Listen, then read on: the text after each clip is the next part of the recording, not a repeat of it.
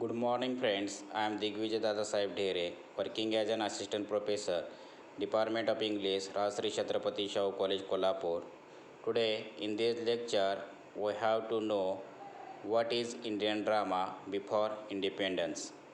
Perhaps the earliest Indian English play was written in 1831 when Krishna Mohan Banerjee wrote The Persecuted or Dramatic Scenes illustrative of the present state of Hindu society in Calcutta. Look at the year the play was written. Obviously, English plays could only be written after the English established themselves in India.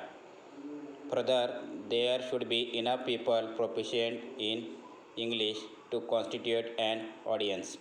So, like the first poetry, this play comes after the establishment of Hindu College in Calcutta, after nearly a generation had been educated in English and been sufficiently influenced by Western ideas.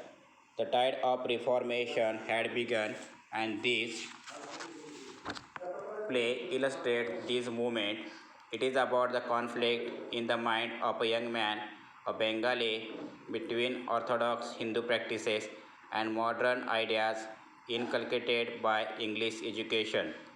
Modern theatre came to India with the British, and the first theatrical companies were established in those areas which first came under their influence. The first modern production in Bengali was in November 1795 when two plays, Disguise and Love is the Best Doctor, were performed in Bengali translation. Curiously, these translations were done in collaboration by a Russian Lebedov and an Indian Golaknath Das.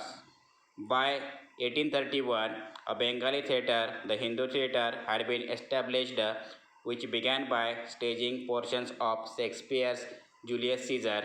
What this theatrical activity led to was birth of modern theatre in various Indian languages and not in Indian English. The felt need for English drama was obviously fulfilled by original British plays. You may remember that poetry and drama have always been close companions. Is it any wonder that the first recorded play in English by an Indian in almost a generation after Banerjee is by a poet? This is by a famous poet, one who is famous in his own Indian language as a pioneer and an innovator, one who is famous for abjuring English to write in his own language. Can you name the person? It is Michael Madhusudan Dutt.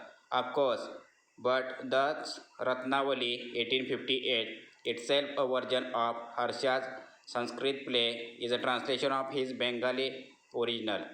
He also published another translation of a Bengali play written by him, Sir Mista, 1859. Another of his plays is This Civilization came out in 1871 and is considered by Krishna Bhatt, who has written a critical study on Indian English drama. Yes, Krishna Bhatt, who also a famous critic at that time, to be a major play in English. It was a major play at that time so far. A fourth play, Nation Builders, was published posthumously in 1922. In fact, just one more play, Ram Kinudat's Manipura Tragedy, 1893, completes the list of Indian English plays from Bengal in the 19th century. In Mumbai, then Bombay, the first theatre, the Bombay Amateur Theatre, was built in 1776 but was exclusively for performances by visiting European companies. Sita Swayamvar was produced in 1843 by Vishnudas Bhave in Marathi theatre. Annasaheb Kirloskar's production of Shakuntal in 1880 is seen by many to be of crucial importance at that time. The Parsi Natak Mandali was established in 1852 and the Elphinstone Dramatic Club and Victoria Natak Mandali followed. The first recorded play in English from Mumbai is a verse play. This is the first Parsi Baronet by C.S. Nazir, produced in 1866.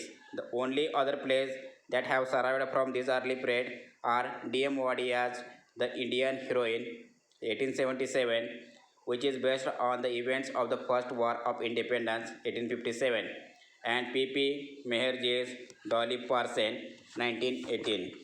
In Chennai, then Madras, the Madras Dramatic Society was founded in 1875. It mainly encouraged amateur European theatrical productions. The Oriental Drama Club was established in 1882, and the Saras Vinodidini Sabha, an amateur dramatic society, was founded by Krishnamachari in 1895. The Madras theatrical scene seems to have been quite active, and a number of playwrights came to the limelight.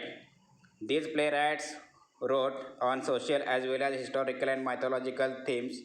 Some of the plays, for example, are Urjun Singh or the Princess Regained, 1875, by P.V.R. Raju, Dasrath or the Fatal Promise, 1901, by Krishnamacharya, Harichandra or the Martyr to Truth, 1912, by A. Srinivasacharya, Lord Clive, 1913, by Krishna Iyer, Noor Jahan by T.B. Krishnaswamy, and Harichandra, 1918, by K.S.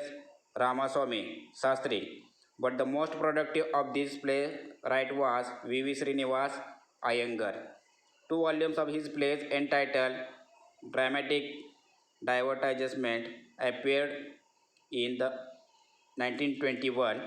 These plays expose the behavior patterns of the middle class. They seem to have been written as light entertainment or farces. The collection includes the following plays: Blazed in a White, Vichu's Wife, The Surgeon General's Prescription, The Point of View, and Wait for the Stroke. Iyengar writes highly entertaining one act and two act plays but does not let his talent loose over a full length play. What we can see is a pattern we should recognize. All the early playwrights turned to historical and mythological themes to construct the idea of the good Hindu Indian, the Indian we must reinvent. The impact of colonialism was to challenge the intellectuals into constructing a past militaristically and morally equal, if not superior, to the British. As part of this agenda, they write to reform their contemporary society as well. You may have already read about this part of our history about the effect of British colonialism on Indian intellectuals in earlier blogs. In any case, you could refer to the books in the suggested reading list that come at the end of this unit. Now, these are the some illustrated works which I have mentioned and discussed in this lecture before the independence in Indian English literature. I think that you understood this better and it will be helpful to you in your future study. Thank you very much.